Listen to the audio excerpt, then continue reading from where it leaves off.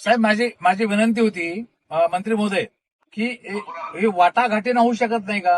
बाजार मूल्य किंवा वाटाघाटीनं आपण वाटाघाटीनं केलं ना अनेक ठिकाणी.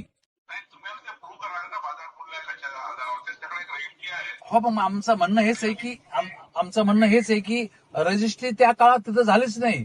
कोरोना कालखंड असल्यामुळे रजिस्ट्री झाली नाही. 75 लाखाची रजिस्ट्री काय धरावी? एक रजिस्ट्री आहे त्यांच्याकडे, ते जरा करता येईल का कलेक्टर? सर मी चेक करते, पण हे जे पॉइंट आहे कोविडचं सर, ते अधिसूचना नोव्हेंबर 21 ची आहे. त्याचे 1 वर्ष अगोदर म्हणजे नोव्हेंबर 20 ते नोव्हेंबर 21 चे आपण कुठलेही ट्रान्झॅक्शन पकडलेले नाही आणि ते ऍक्च्युली कोविडची कालावधी आहे. त्याच्या अगोदरचे पकडलेले आहे सर नोव्हेंबर 17 पाच ते नोव्हेंबर 20 पर्यंत. तर सर 2017 ते 2020 हे जे 3 वर्षाची कालावधी आहे ते काही कोविड मध्ये पूर्ण कालावधी जात नाही. त्याच्यामध्ये पूर्ण हे असते सर, म्हणजे कोविड बिफोर कोविड एरा पण आहे. तर सर ते पण त्याचे जे पॉइंट आहे ते पण एकदा चेक करते. तो चेक केलं का मुद्दा क्लिअर होईल.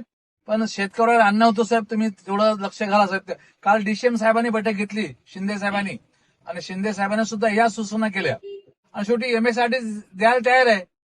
मला वाटतं महसूलला तर काय पैसा लागणार नाही, एमएसआरटीशी पैसा देणार आहे. त्यामुळे तेवढं थोडंसं उदार धोरण शिकावं आपण.